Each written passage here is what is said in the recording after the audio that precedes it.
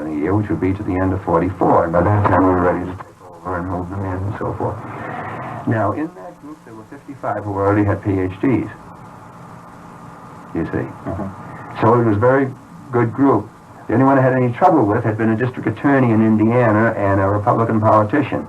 And I had trouble with him over certain things. For example, the Civil War in Spain. I gave him the truth of the Civil War in Spain. I mean, this was not a communist revolt against the Catholic Church or something like this, you see, and that's what this guy was.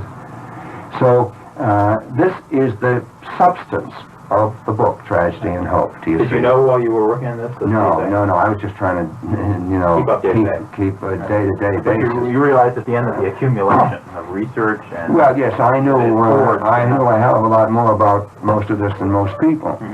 Now, I then spent 20 years writing it, from 45 to 65, and put it in, do you see, in 65. In the meantime, I had written a shorter book, which 15 publishers had rejected, and I had set it aside. I wrote it the first time in the only summer I had off, which was 1942. In that whole period, I went for 20 years without any time off. No sabbaticals, no anything. From 42 to 61, when I took off and went to England and did research. And then I got another sabbatical in 71, when I again went to England on a sabbatical. And so they owe me sabbatical time, whether I'll get it or not. I've asked for 1 semester of sabbatical before I retire. That simply means I get full pay for 1 semester, instead of half pay or whatever it is. I don't know what it is. I can't even look in. I don't have time to look into it. But in any case, I worked out all of these things, and my first book had been rejected by 15 publishers. I had written it first in the summer of 34. I then spent the summer of 42 in Princeton, in Donald Stauffer's, and he died as Eastern Professor of Literature at Oxford after climbing the Pyrenees, running up and down the Pyrenees. And I wrote it in 42. Then I set that aside and wrote it a third time, just dashed it off. And that is the book, The Evolution of Civilizations. It's only 279 pages, but it's still the best thing, and there are a number of books that quote it as the best thing on why civilizations rise and fall and how they do and so on. So it's a big thing, you see. Now, this world since 1914 covers 70 years, from 1895 to 1965, and it's in that way, but it covers the whole world. So again, it's a pretty big thing because it goes into science and technology, as you will discover if you start reading the paperback, and economics, and as you see, I can do more in economics than economists can. One thing that intrigues, well, just last night my wife and I was talking about you, was the title of the book, Tragedy and Hope. Yes, because it's such a large title. Yes. Now, what it means is this. I think it is absolutely tragic. It is shameful. It is sinful that Western civilization is going to go down the drain. When I wrote that book, which is less than 10 years ago, I had hope that we could save Western civilization. I am extremely skeptical now that it can be saved. I think we're just about finished. And I just threw a few things out here this morning in the class. You know, if we're going to allow a coal strike, and if we're going to overthrow the Portuguese government, because as soon as all these military dictatorships are not going to last, and so we get rid of a democracy because it wants to be a little liberal, and we put in a military dictatorship, well, then collapses, and what happens? The communists come in. This is what happened in Portugal. Salazar was there since 1927. You see? All right, now they suddenly try to establish some kind of a non-military dictatorship. He wasn't in the military, he was a college professor, but he was supported by the reactionary groups, and now they want to do something about that, and the same thing could happen in Greece. They're now going to probably, in Greece, try these generals who established the military dictatorship because we got them to do it, you see? And this gives the communists, and it could well be, now this is what's worrying Kissinger. He thinks the whole Mediterranean now is going to go communist. So we're going to go into war to prevent this? Oh, I mean, it's sick. Well, let me go back. Now, when did you find a publisher for your book?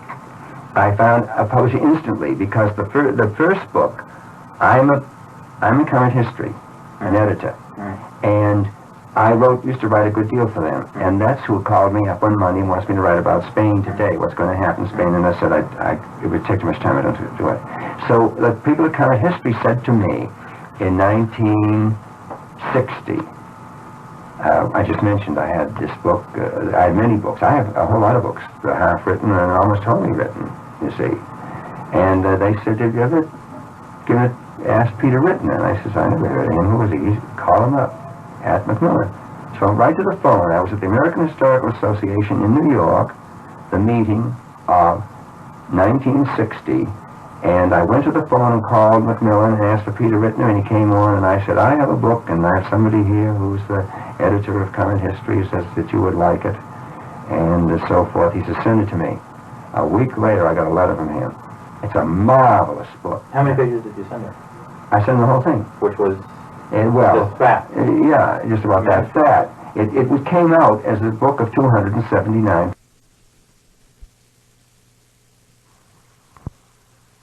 Accepted it within a week. Which book is this now? This is the first one. First book. Okay, right. Okay. This is 1961. You'll find all of this in Who's Who. You see the dates. Yes. You see. All right. That's how I got my first book published.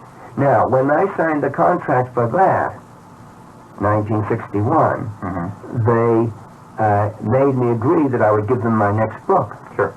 You see? So in a couple of years, I said to Peter Rittner, "I want the next book to be The World Since 1914. And he said, "Okay, let's sign a contract." He didn't say anything like, "That's a rather large subject, Carroll"? Peter Rittner thinks I am the greatest writer around. Okay. Is he an editor? He's gone. Left him. Okay. You see, now here's what happened, and I don't know whether we want to get this on tape, but I'll put it on tape. But look, you've got to be discreet. Sure. You know, you have to protect my future, as well as your own. Sure. All right.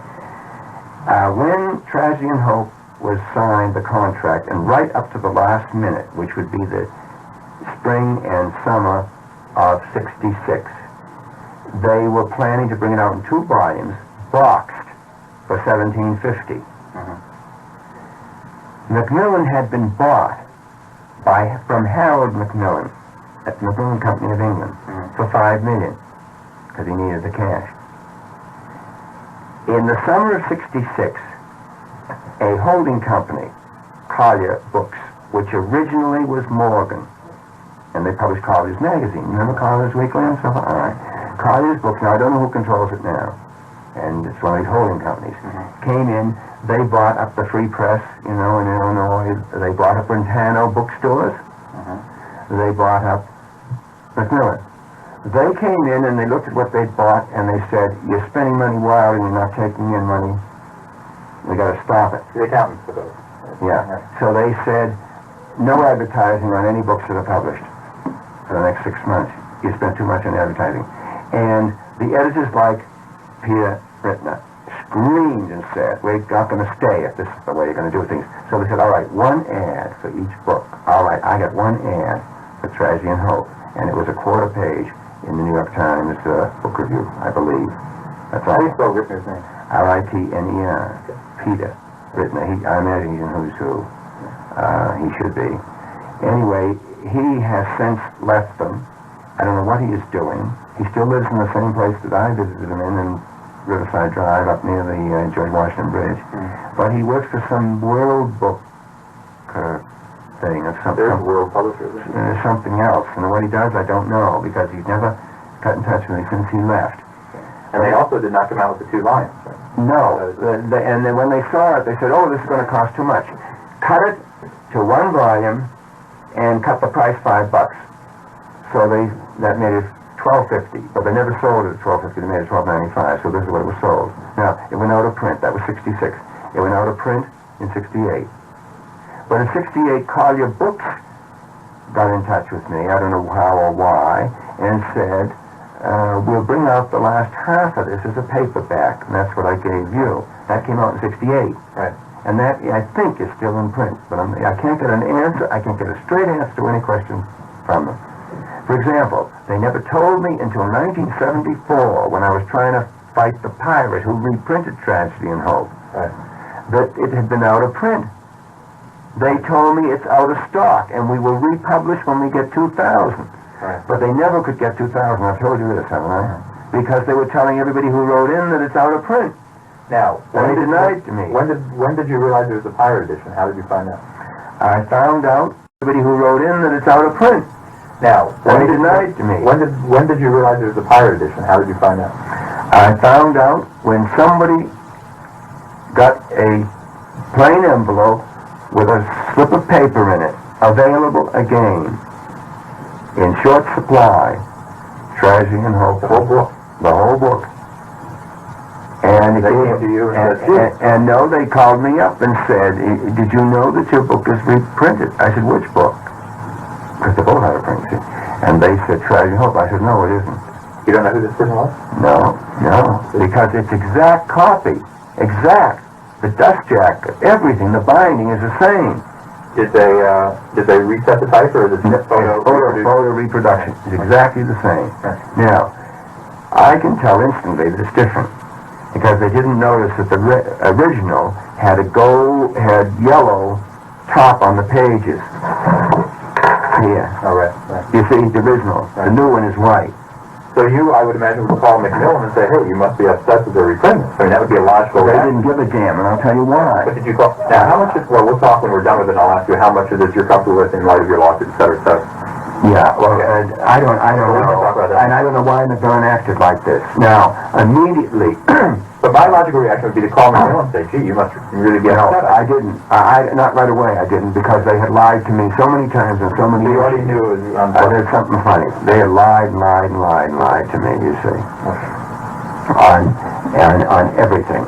And I have letters to prove that, because I have from written letters apologizing for information previously given to him, because they had lied to him when he called up to ask if they wrote a print or not, you see, and they said no, and so forth. Now, the big thing is, my contract both had in it that if it went out of print, I had the right to recover the plates. Right. They never got in touch with me for the plates. I learned in March of this year that they destroyed the plates of Tragedy and Hope.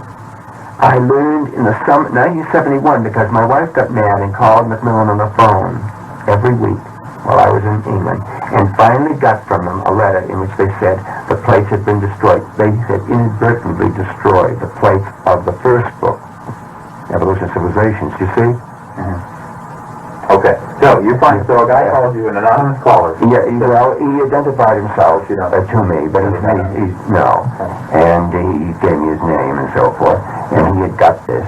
And, you want to shut that off? Just a second. And the way I found out was, I sent an order. I let somebody else send an order. Now, this was my assistant who sent a check, sent an order. And nothing came. And then we discovered they'd only pay if you sent them cash ahead of time. You see, A check wouldn't do? well, I guess I did send a check. But not the whole. No, I sent the check, the whole thing. But they, for example, will not send to bookstores unless they send cash, and they're all suspicious. Because if you order 10 copies, and that would be $120, because he was asking 12, you could vanish, because there's no way to find out who it is. Sure. You have no name, you have a box number in California, and so forth. And anyway, I couldn't find out anything. I got it back, and I was shocked because it was identical. You see, or almost identical. So then I got other companies were offering it. When is this now? This was in this year. This year? Yes, January. January this year? 1974. Okay. This year. By March, somebody came to me and had one of the pirates copies. I said, where'd you get it? And they said, Sidney Kramer. I said, does he have it? And he said, sure, he has 4 or 5 of them there. So I called up Sidney Kramer and asked if he had it, and he said yes, and I went down there, and he's very hard to get information out of, but finally I found out that he sent an order in, and they sent me a check, and I'll send it, you see? And he sold them and repeated the order, and so forth. So then I told our bookstore. He's using the same address you had? Yes, he was You using still don't know who it is? And I mean, at that time you did not know who it I is? still am not certain Really? who it is. And I will now, and I'll tell you why. One of the places that was offering them for sale, and there was about 5 places that were offering it for sale, and I've got since a number of others that they come to me from students, or they don't write to me directly ever. Now, no one ever approached me. One reason I was suspicious of Macmillan was this. The fact that the radical right the John Birch Society and so forth, was getting all up over this book. Goes back to at least 69. I was going to ask you about that. 69. Yes, and a book appeared called The Naked Capitalist by Scoosens. Now, of that book, about a fifth of it is direct quote from my book. Now, he says it's from my book, it's in quotation marks, but nevertheless it's a violation of copyright. I got in touch with Macmillan, they would not do a thing.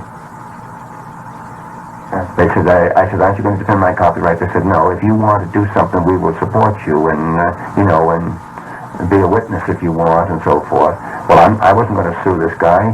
He's a professor of religion at Brigham Young University, former police chief of Salt Lake City. You know all about it. All right. He's run the gamut. So whether he has, and he's been in the FBI for years. Right. So whether he would have any money, it wouldn't be worth my while to sue him, do you see, probably. And another state and so forth.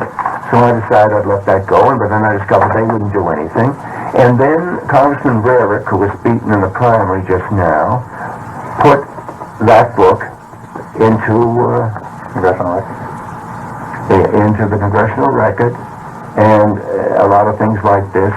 Then this book was distributed to every registered voter in New Hampshire. At no point, they never called you and said, and after a quote, I mean... No, nobody ever... It'd be like telling a story without ever talking to you. Yeah. Nobody ever wrote to me about this.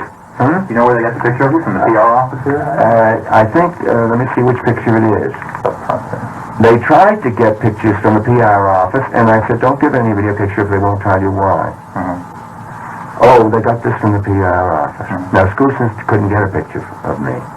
You see, they could have got a picture off the back of the, there's a full picture of me, on the back of the jacket of the first book, from Backrack, here in town. But you know, that's the one they have in the Public Relations Office here now, still. It's the only one there is, and that's where they got that. Well, it's all right, but then they put it on the same page with J.P. Morgan, you know, this is nonsense to me. I mean, you're right to laugh. It's a joke, but it's also silly, linking me with Morgan or with any of these people. But then they're full of statements. Anyway, Rarick and other people filled the Congressional Record with this. Then the John Birch Society started talking about it in their various publications. And then, of course, this guy is a John Birch employee. And he published, even before this, did he, the book Nixon, the Man Behind the Mask. Yeah, that's in 69. Now, I knew nothing about that until 2 weeks ago. Really? Nixon, the Man Behind the Mask. When one of the priests here met me and said, I've been looking for you. I said, well, look, it's free, go right and look all you want. He says, no, I want to ask you about this Gary Allen who wrote a book about Nixon. And I said, well, I know Gary Allen. I didn't know he wrote a book about Nixon, so I don't keep up with this stuff. And he said, well, I have it, and the whole third chapter is about you and your book, Trash and Hope. I said, really? So he let me have it, and I read it, and it was. And now there's others that are... You don't know Gary Allen personally? No. Now, here's what happened. A crisis occurred at Brigham Young, and I should not go into it in detail because I don't know anything for sure. Yeah, I know something... All right, they had a hell of a... The campus was blown apart by a fight between the political science department and Scoosens, in which they declared he was unworthy to be a Mormon professor and should be fired. Right. And he defended himself, and what happened I do not know. All I know is this. He lost it. Who? He lost it. Oh, did he? He got ousted. Oh, I didn't know that. You see, I never find out. Nobody ever tells me these things. I'll check. Former Chief Police Officer, X-ray, quite weird, Augusta Virtually. He did get rid of him, huh? He did. I think he lost that fight in the University Office. I know where to go. Well, anyway, the reason, all I know about it is this. I gave 3 papers at the American Association for the Advancement of Science. I'm going to give you one of them. Okay. And because they liked it so much, they printed thousands of them, or, processed thousands of them and distributed them to all the press in the press room. Right. They liked this one, so it wasn't the best of them. General Crises in Civilization, which this is an attractive title. Now, somebody called me up and wanted to talk to me at this. To them, General Crises in Civilization, which this is an attractive title. Now, somebody called me up and wanted to talk to me at this. And I think it was at this. And he said his name was Larson, and he was a scientist from Brigham Young, and he wanted to see and talk to me because of what was going on up there. I said, well, what is going on up there? Oh, he says they have mass meetings on this, and he says it's just an uproar all the time. And I didn't know. Now, he made an interview with me, and he wanted to play it on the campus radio or the local radio station, and I said, all right. What was the interview about? About? Just about the paper? Yeah, no, about the Scooson's controversy. Okay. And I said, all right, let me know what happens. But he never wrote to me. I never found it out. I never made any effort, so I don't know whether it was ever broadcast or not. What was your input in that? What did you have to say about the Scooson's controversy? Well, I simply said, your book? I simply told him that Scooson's wrote this book. He never talked to me about it. He violated my copyright. It's full of lies and things that are untrue. It takes things out of context and misinterprets them. And I gave him the specific things where I disagree. The group that I'm writing about was originally, in my mind, the group established secretly by Lord Milner in 1908 and 1999 called the Round Table Group, which still publishes a quarterly magazine called the Round Table in London, which is one of the world's best sources of international relations information since 1910. The first editor of it was Lord Lothian, at that time Philip Kerr, K-E-R-R, and nobody knew this really for years. I got to know things, and I investigated that group, you see? Now, how I found it is very interesting. I noticed that prominent people in English life had Fellow of All Souls College, Lord Halifax, who was the Secretary of State for Foreign Affairs, and then they made him ambassador to America.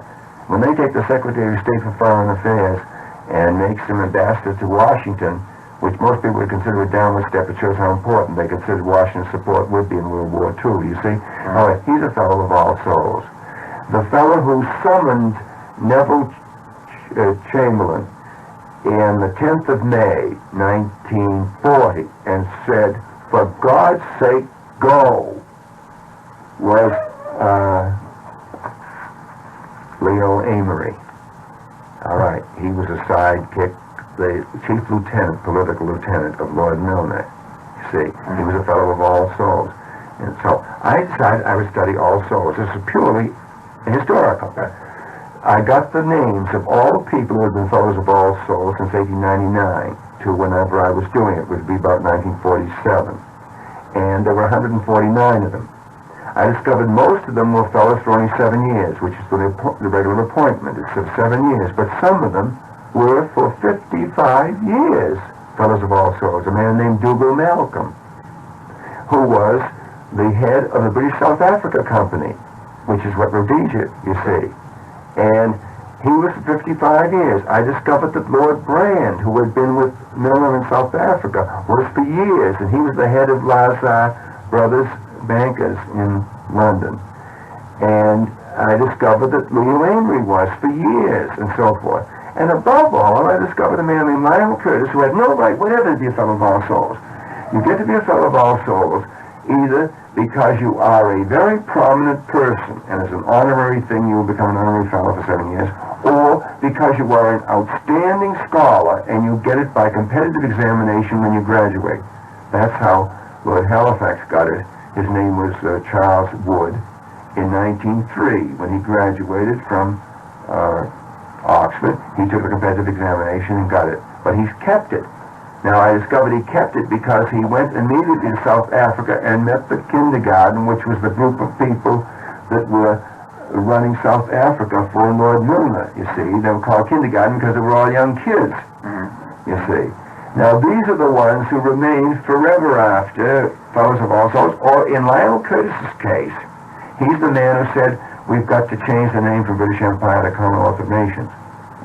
And the reason is they had been students of Alfred Zimmern, who wrote a book in 1909 called The Greek Commonwealth, describing ancient Greece, you see, and who was the man who made Arnold Toynbee a great classical scholar, do you see, and brought him into international affairs. Now, I knew none of this. All I knew is that here was a fellow, Lionel Curtis, who was such a poor student, it took him 15 years to get his degree, and then he got it about the lowest pass degree or something that you could ever get. And, Here he was at nobody knew it. Nobody had ever heard of him. Right. But he was in Furthermore, an extraordinary company. I later discovered, furthermore, he was Lord Halifax's roommate at All Souls for years.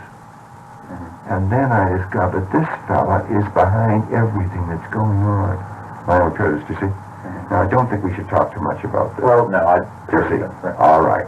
All right. But having discovered that, I met Alfred Zimmerman. He came here to give a speech. And I said, isn't it funny that All Souls, he said, that's the Roundtable Group. I'd never heard of them. That shows how little I knew. And they've been around since 1909 and published this magazine since 1910, and this is 1947. And I said, what does the Roundtable Group? He named them, who they were. And he says, I was a member of them for 10 years, from 1913, and they brought me in and invited me because I was in the Workers' Educational Alliance. This was extension programs, night courses, summer courses for workers, Workers' Educational Alliance. And he said, that's why they brought me into it, and I was for 10 years, and he says, I resigned in 1923 because they were determined to build up Germany against France. He says, I wouldn't stand for it, so I resigned. Now, when I met Lord Brand later and asked him about this, he had never seen the letter of resignation. Now, and so I better stop talking because, you see, this gets into all kinds of things. Now, this is, I knew the Roundtable Group was very influential. I knew that they were the real founders of the Royal Institute of International Affairs, and I knew they were all the stuff that's in print, that they were the real founders of the Institute of Pacific Relations. I knew that they were the godfathers of the Council on Foreign Relations here. I knew that, for example, you know the big study of history, many volumes of Arnold Toynbee? All right. I knew the manuscripts of that were stored in the Council on Foreign Relations during the war so they wouldn't be destroyed by German bombing, do you see? And so forth. And so forth. So I began to put these things together and discovered that this group was working for the following things. They were a secret group. They were working to federate the English-speaking world, the English-speaking world. They were closely linked to international bankers. They were working to establish a world, what I call a three-power world.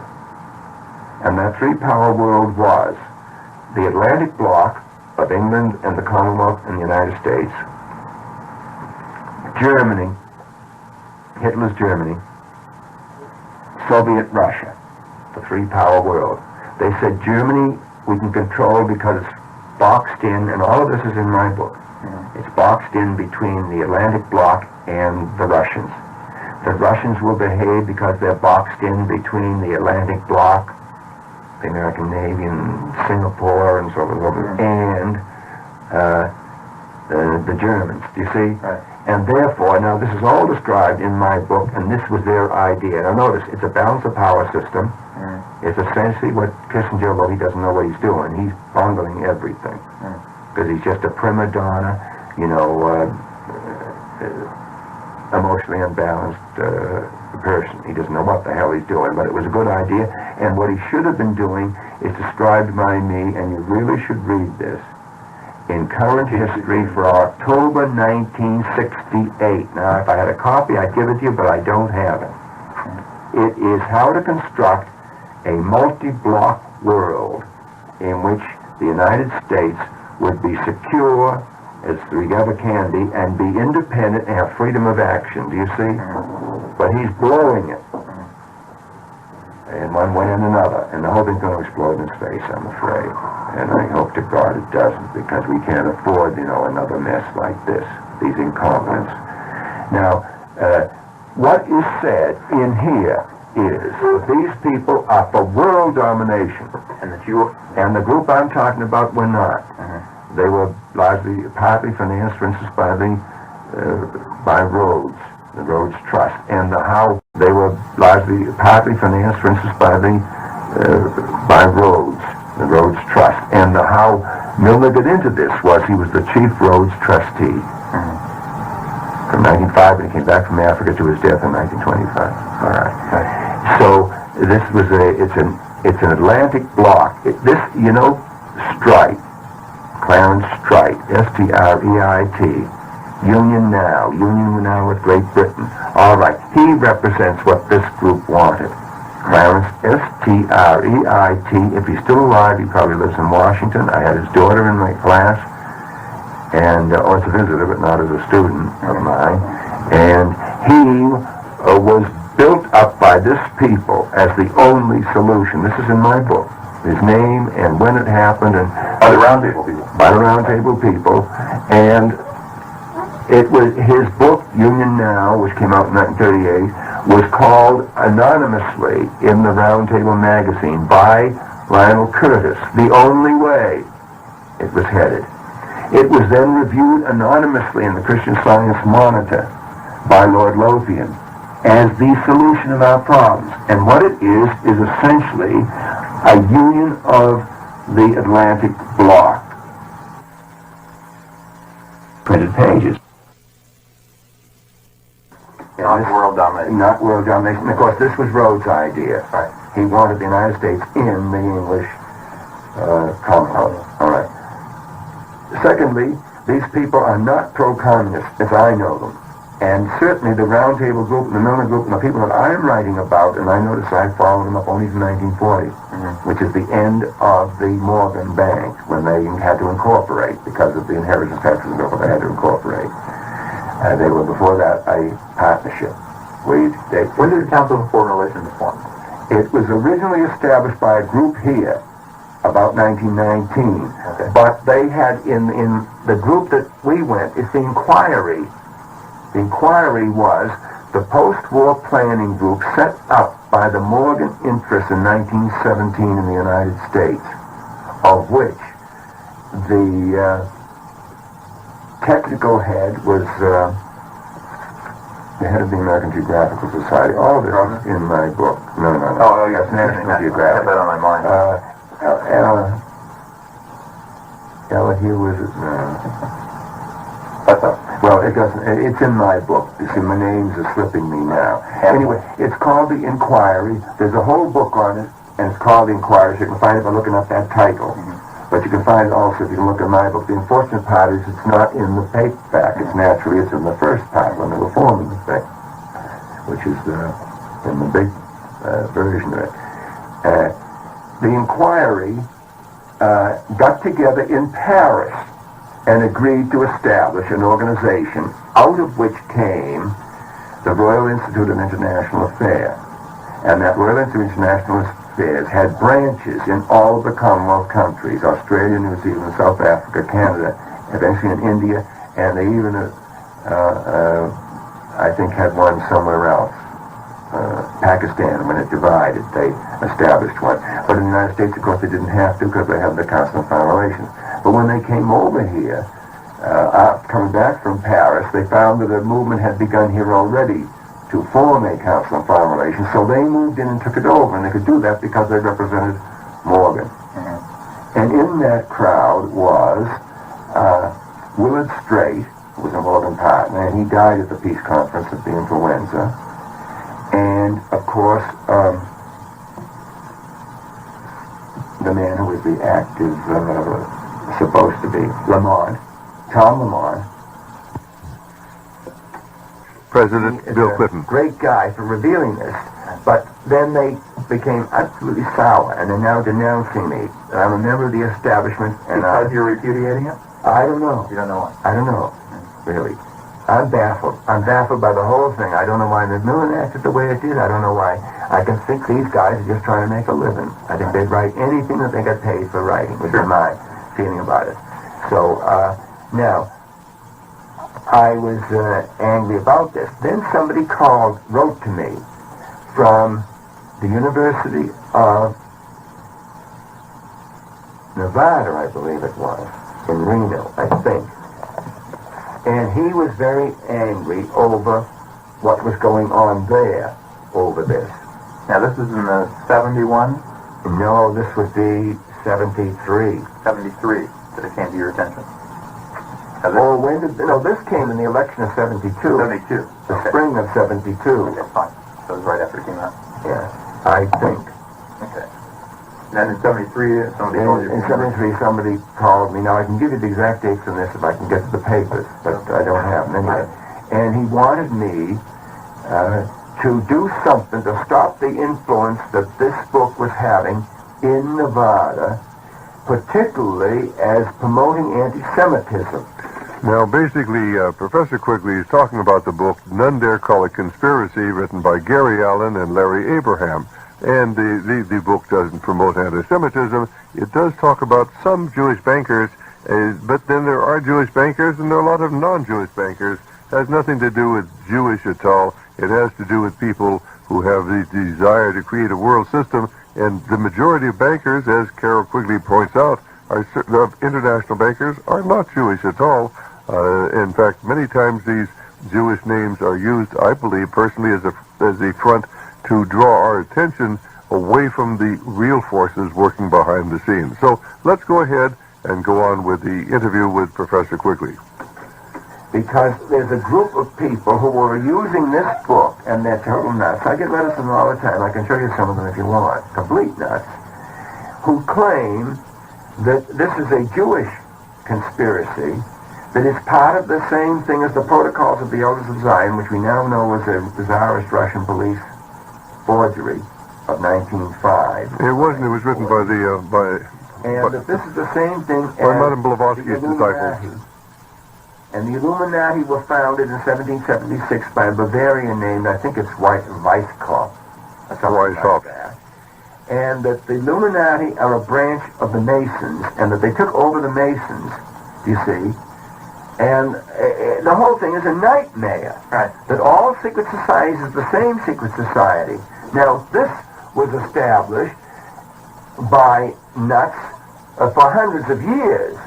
There were people who said the Society of Cincinnati in the American Revolution, of which George Washington was one of the shining lights, was a branch of the Illuminati and was a secret society, and therefore that's why the Masons built the monument in Alexandria to Washington.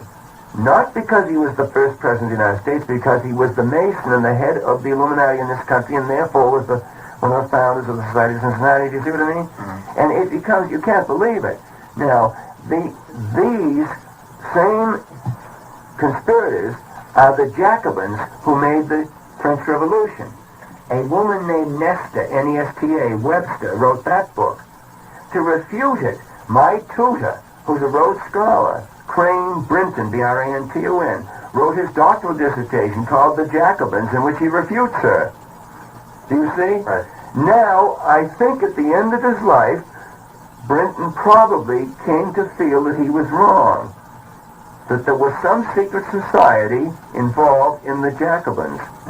And a student of his named Elizabeth Eisenstein, who's a marvelous researcher, she's now a professor at American University, under Brinton wrote a doctoral dissertation on the founder of the Babeuf conspiracy.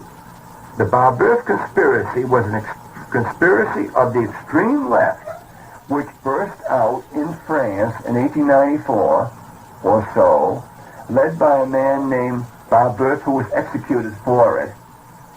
But the man behind it was a descendant of Michelangelo named Buonarroti, because Michelangelo's family name was Buonarroti. Look, if you can, at Eisenstein's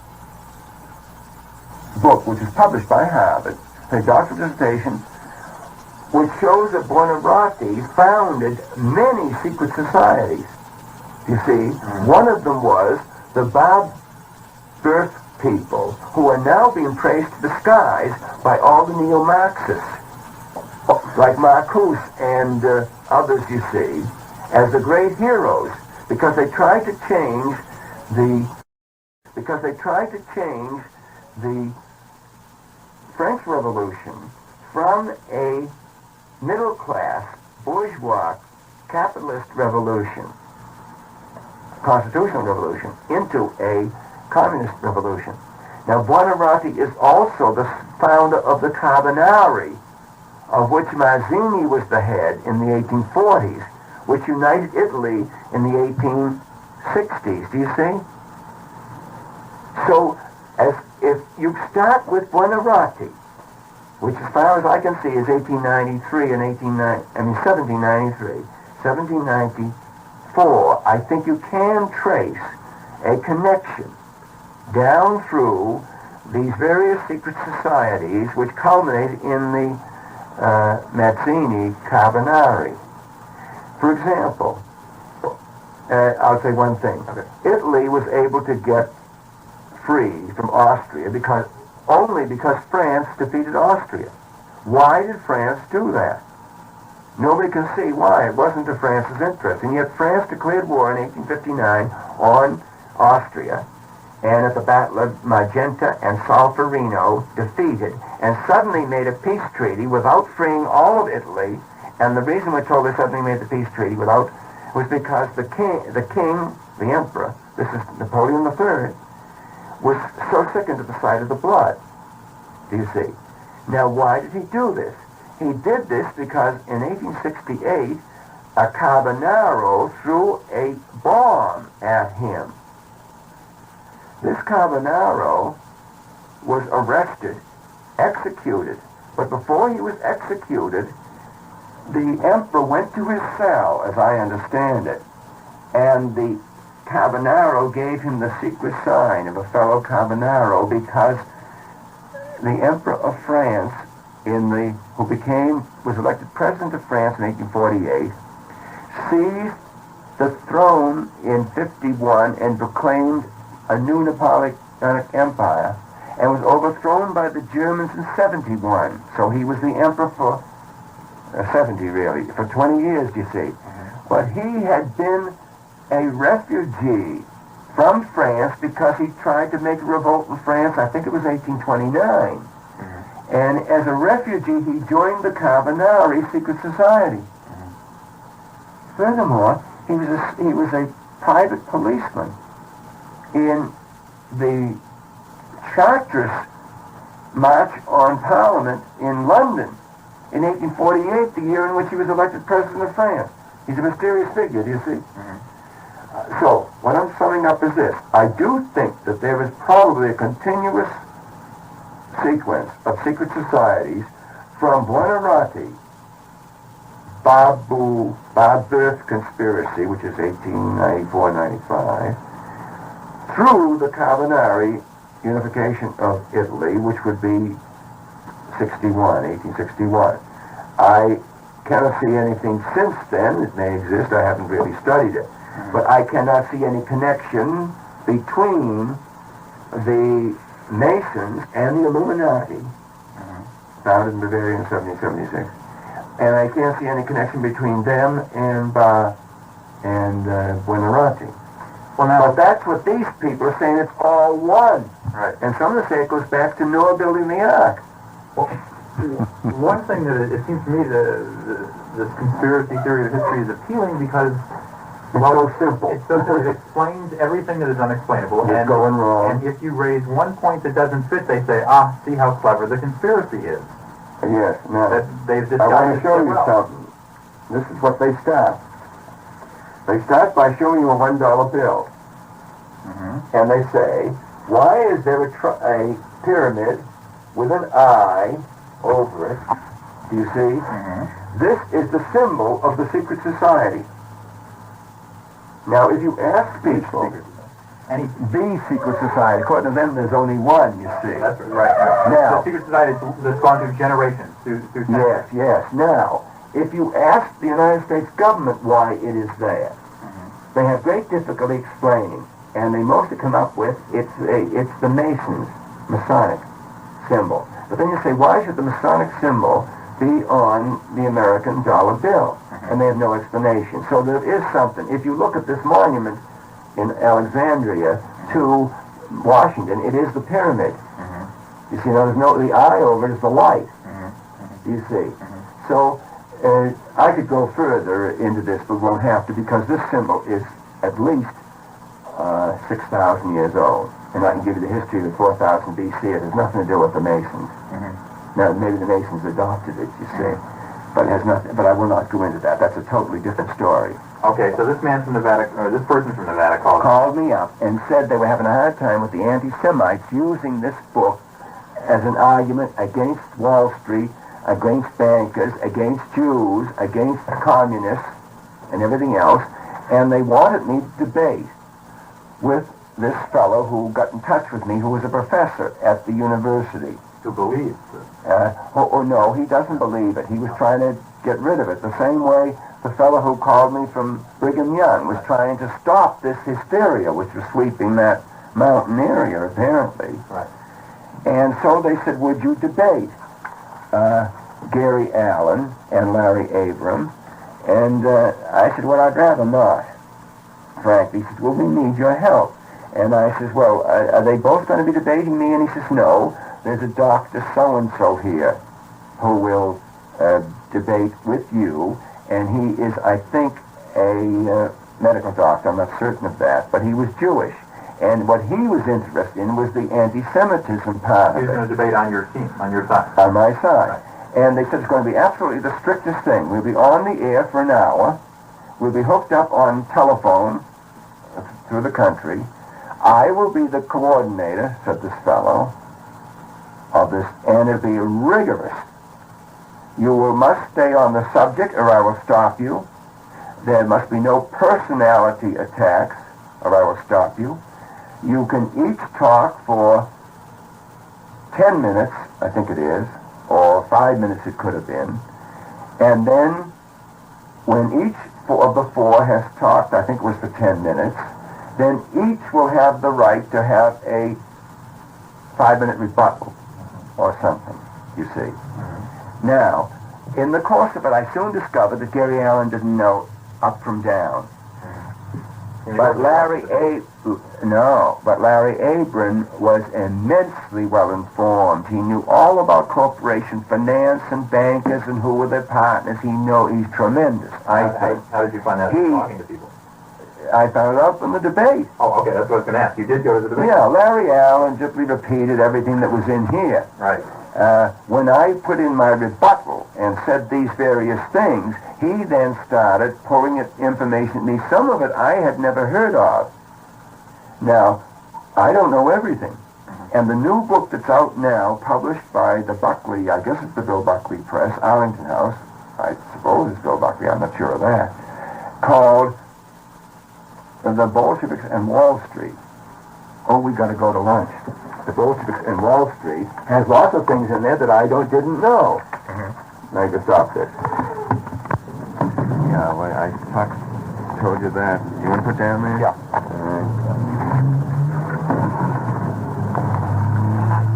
I generally would think that any conspiracy theory of history is nonsense, for the simple reason that most of the conspiracies that we know about seem to me to be the conspiracies of losers. People who have been defeated on the platform, let's say, the historical platform of the public happenings. The Ku Klux Klan was their arguments and their point of view had been destroyed and defeated in the Civil War. Well, because they're not prepared to accept that, they form a conspiracy, you see, to fight against it in an underground way.